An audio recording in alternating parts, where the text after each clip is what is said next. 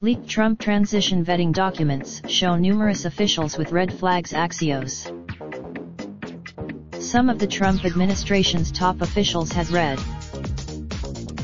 The documents show that many of the controversies Trump's cabinet members were eventually ousted for were already known to the transition team.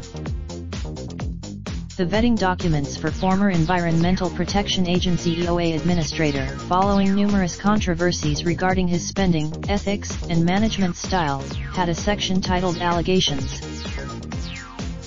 Former Health and Human Services (HHS) secretary after backlash of Price using his private jet for official business.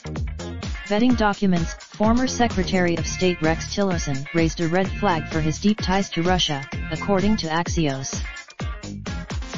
The Trump transition team fired former government Chris Christie. Axios reports that sources on the RNC vetting team said Trump officials asked them to do an initial scrub of candidates' records before meeting with Trump.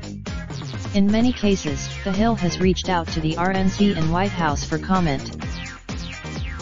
The vetting team often put a candidate's harsh criticism of Trump near the top of a file, which didn't stop the president from meeting with or sometimes hiring an official, Axios reports.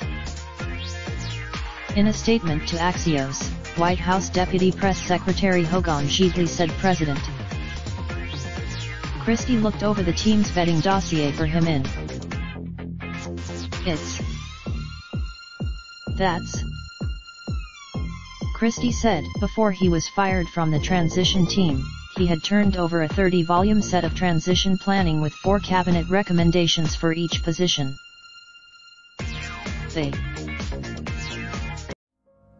Raindrop, drop top smoking, no cooking the hot pot.